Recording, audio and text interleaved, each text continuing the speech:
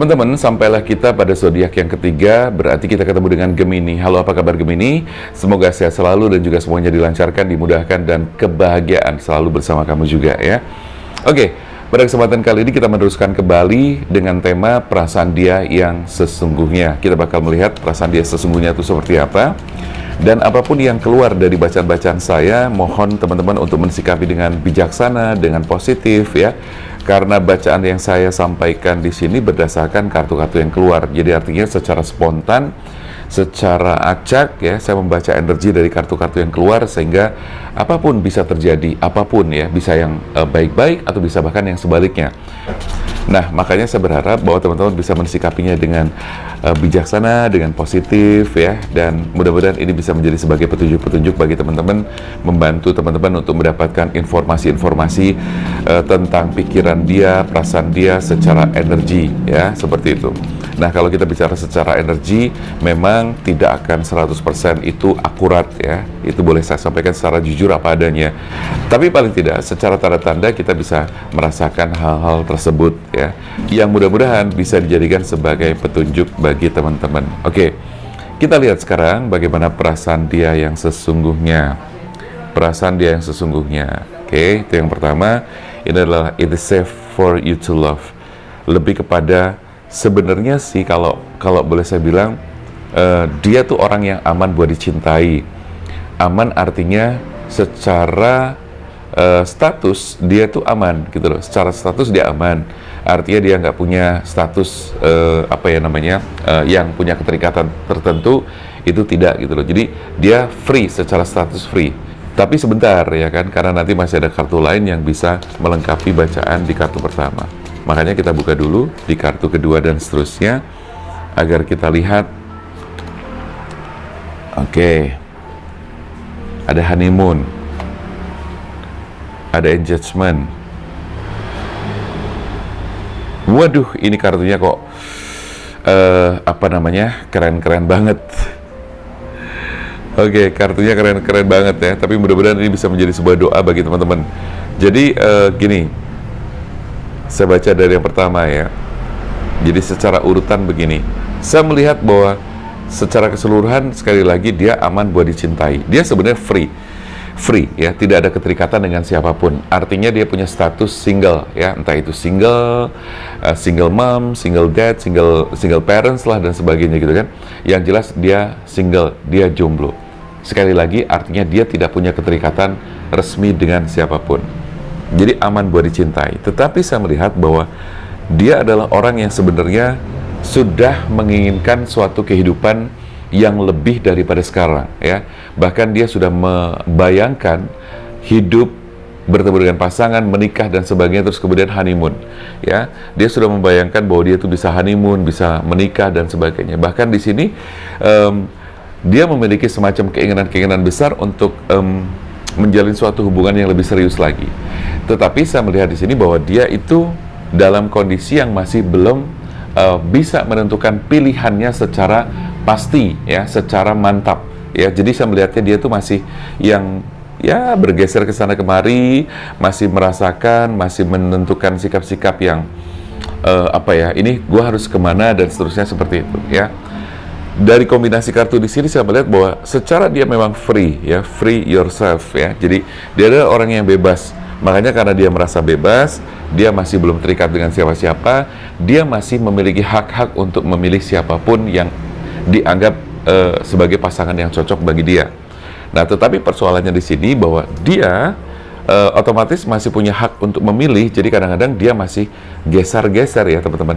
Jadi misalnya begini, dia suatu saat pernah perasaannya ke kamu misalnya begitu kan, ada kontak batin, ada koneksi batin secara energi dan sebagainya. Tetapi itu di awal-awal bisa jadi seperti itu. Tapi suatu ketika dia bisa berubah gitu loh, karena merasa dirinya adalah free.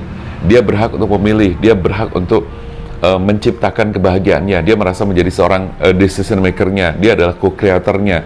Bahwa gue hidup harus bahagia dan sebagainya. Nah, itu hak dia memang. Tetapi persoalannya memang tidak bagusnya adalah buat kamu jadi semacam kayak terombang-ambing gitu loh. Bikin kamu terombang-ambing, bikin kamu tuh kayak ngerasa nggak jelas. Ini orang nggak jelas banget sih, gimana gitu kan. Itu kamu merasa seperti itu karena sekali lagi dia masih merasa dirinya bebas dan dia merasa belum terikat dengan siapapun. Tetapi keinginan dia untuk honeymoon, untuk kemudian melangsungkan pertunangan, bahkan sampai pernikahan, keinginan itu sudah ada dan sudah sangat besar.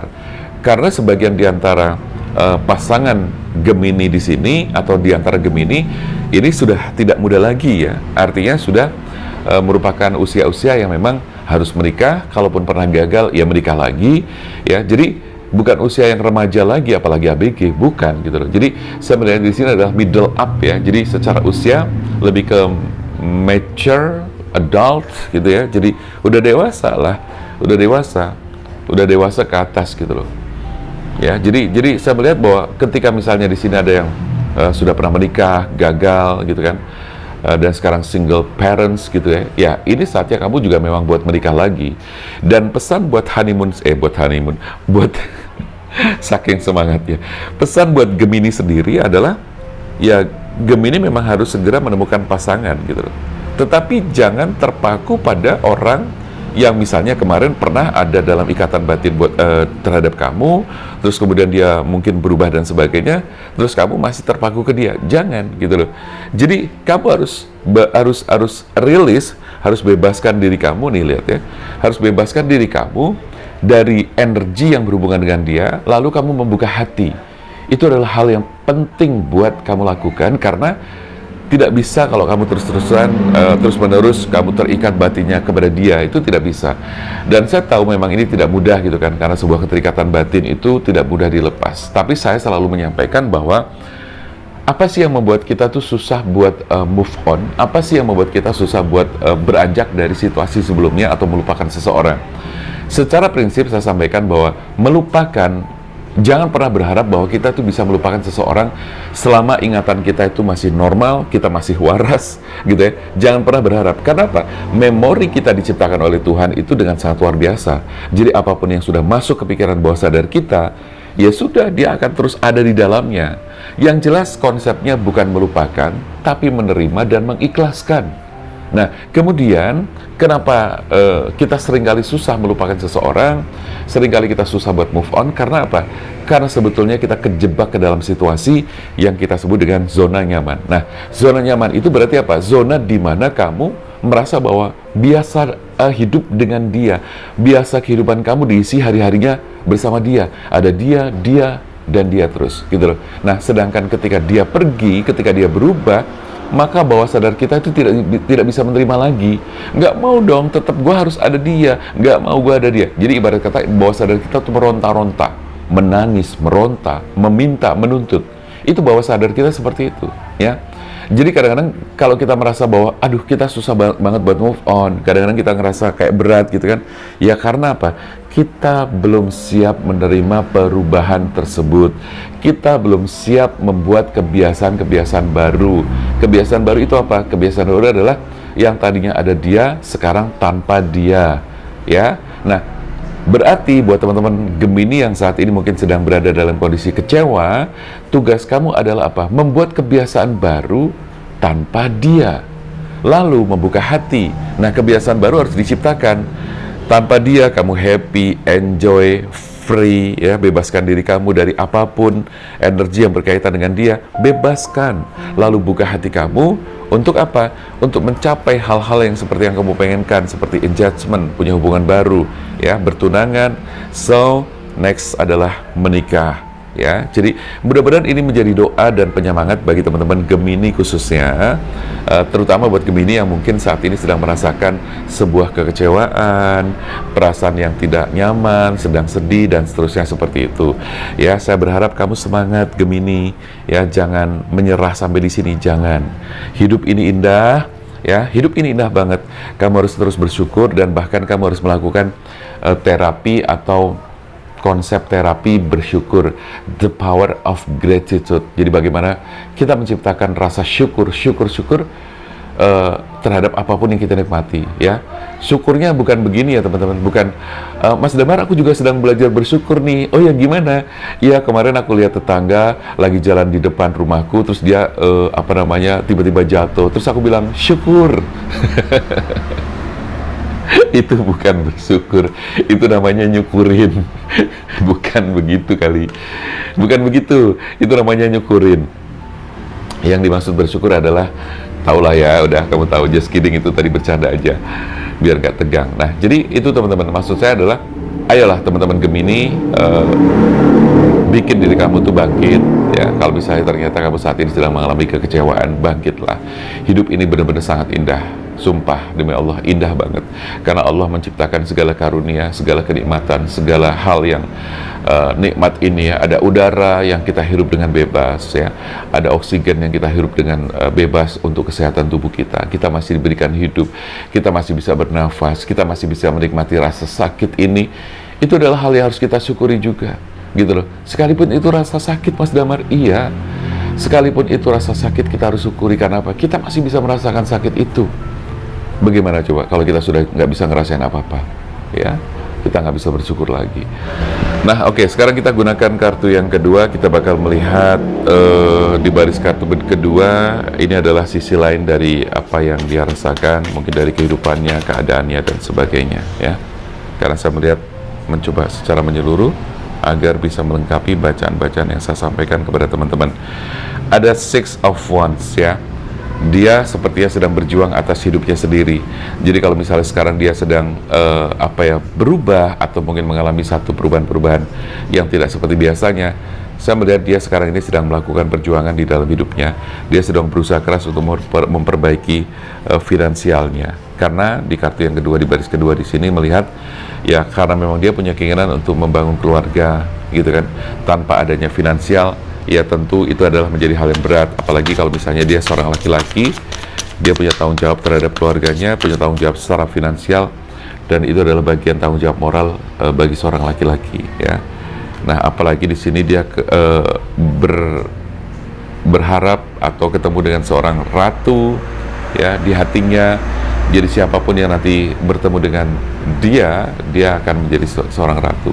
Jadi kamu itu ya, misalnya kamu bertemu dengan kamu dijadikan sebagai seorang ratu. Artinya kamu dijadikan sebagai seseorang yang sangat dimanjakan dan seterusnya seperti itu.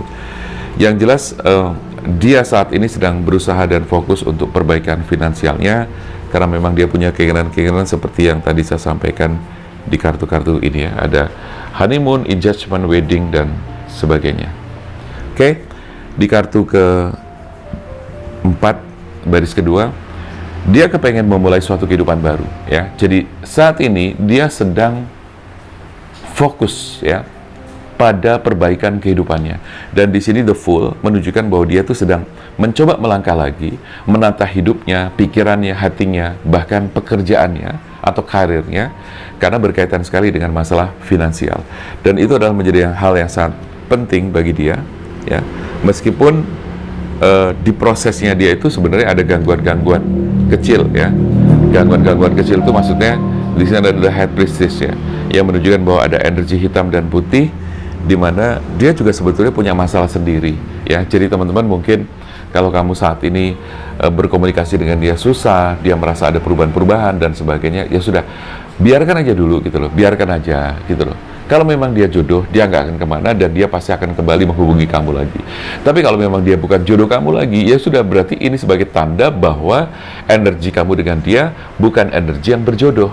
Ya sudah, berarti kamu harus melakukan yang dengan namanya tadi releasing, healing, dan sebagainya untuk membuat kamu tuh bisa membuka hati kembali, ya seperti itu. Oke.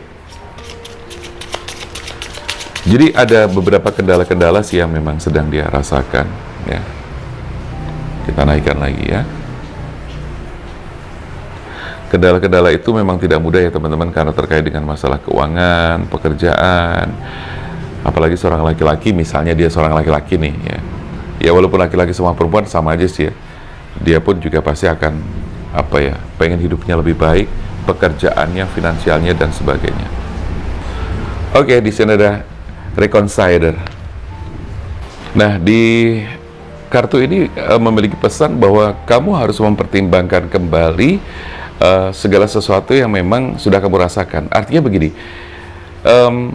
pertimbangan kembali, kalau memang ternyata dia yang terbaik, ya sudah, berarti pasti akan Tuhan tunjukkan kemudahan-kemudahan.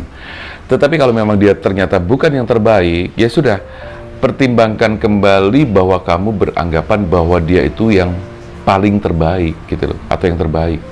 Ya, pertimbangkan kembali pikiran-pikiran kamu tentang dia gitu loh. Artinya apa? Bahwa Tuhan mengingatkan bahwa belum tentu loh dia tuh yang terbaik buat kamu. Belum tentu dia tuh yang memang pas buat kamu. Jadi pertimbangkan kembali untuk kamu, misalnya kamu meratapi dia, kamu terlalu merasa kehilangan banget, itu pertimbangkan kembali gitu loh. Karena apa? Jangan-jangan kamu tuh merasakan hal yang salah gitu loh, bahwa ternyata bahwa dia itu bukanlah yang terbaik, ya, misalnya seperti itu. Jadi teman-teman harus punya pertimbangan-pertimbangan ke arah sana, ya. Oke, nah sekarang saatnya buat teman-teman Gemini melakukan yang namanya peaceful resolution, ya. Jadi saatnya kamu harus melakukan sebuah resolusi untuk memperbaiki kehidupan kamu. Untuk apa? Untuk mulai bergerak, ya, merilis, melakukan healing, mengikhlaskan dan sebagainya jika mana memang dia ternyata tidak sesuai dengan harapan kamu, ya. Jadi terlepas dia jadi sama kamu atau tidak, pesan di kartu kedua di sini harus ada resolution, ya. Jadi peaceful resolution. Jadi harus membuat sebuah resolusi tentang kedamaian, kebahagiaan, resolusi damai, ya. Jadi dibuat dengan kesadaran sepenuhnya, dibuat dengan perasaan positif, vibrasi yang positif bahwa kehidupan kamu ke depan mau seperti apa. Nah, itu harus kamu buat. Dan ini kayak semacam set goals, ya. Jadi harus membuat rencana-rencana, planning, agenda-agenda ke depannya bakalan seperti apa, dan ini sudah harus kamu kerjakan mulai dari sekarang, ya. Jadi lebih kepada bagaimana kita memberdayakan diri kita sendiri untuk kemudian kemajuan-kemajuan di kehidupan kita yang selanjutnya. Itu buat Gemini, pesannya seperti itu. Nah, tentunya ini keluar abundance, ya, abundance, di mana keberlimpahan, rezeki ini kan juga harus diciptakan, gitu kan? Harus diciptakan, harus di setting sedemikian rupa, gitu kan? Dengan cara apa? Kita punya resolusinya terlebih dahulu, punya goalsnya, ya, punya goals, punya rencana-rencana yang setelah itu kemudian kita melakukan action, do it, ya, lakukan, dan kemudian kita bisa membuat goals, memperbaiki situasi dan keadaan, terlebih di masalah finansial, abundance, keberlimpahan dan sebagainya.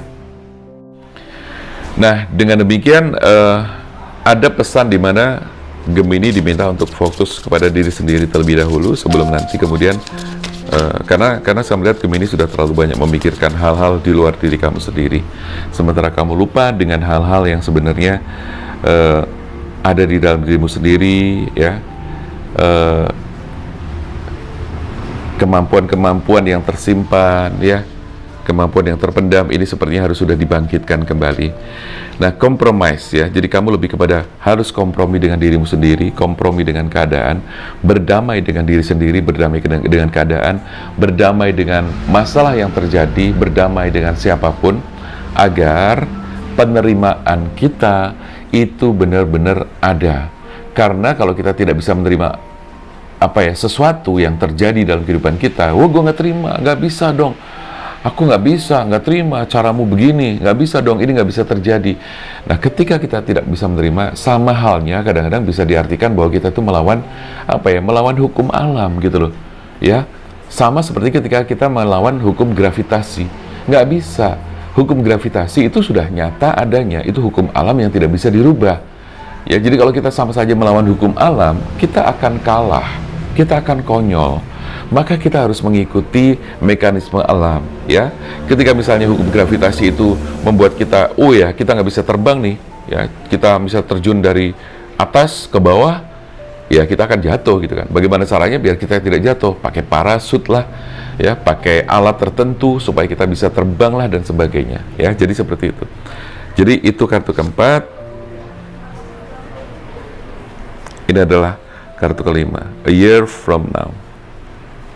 Jadi segala sesuatu kapan dimulainya adalah saat ini, now, sekarang, tahun ini, bulan ini, hari ini, minggu ini, detik ini juga, gitu loh. Jadi bukan nanti, besok, atau yang akan datang. Jadi segala sesuatu itu bisa berubah, tentu dengan kita memulai perubahan itu mulai dari sekarang atau saat ini, gitu loh. Jadi begitu teman-teman ya. Nah, adapun bagaimana kelanjutannya, semua Tuhan yang mengatur. Saya tidak berhak ngejudge di sini kamu harus melanjutkan atau tidak. Semua kembali kepada kamu. Apabila kamu menangkap pesan-pesan yang sudah saya sampaikan di sini, pasti kamu paham langkah selanjutnya harus bagaimana. Dan semua kembali kepada kamu sendiri. Mau melanjutkan hidup yang seperti apa, semuanya kembali kepada dirimu sendiri. Saya di sini hanya membacakan, saya hanya di sini memberikan motivasi, memberikan pencerahan. Semoga dengan bacaan-bacaan dan apapun yang saya sampaikan bisa masuk ke dalam diri teman-teman, ke bawah sadar teman-teman, dan menjadikan itu sebuah motivasi dan pencerahan yang akhirnya menjadikan hidup kamu semakin lebih baik. Oke? Terima kasih teman-teman yang sudah nonton video ini. Jangan lupa buat yang kepengen konsultasi, private reading, spiritual love coaching, silahkan aja untuk langsung chatting ke nomor WA yang tertera di sini atau di kolom komentar dan juga di kolom deskripsi. Dan kamu bisa langsung ketemu dengan saya, apapun masalahnya nanti kita akan bicarakan bersama-sama. Oke? Terima kasih teman-teman sekali lagi. Saya Damar Aji, salam keajaiban dan sampai jumpa.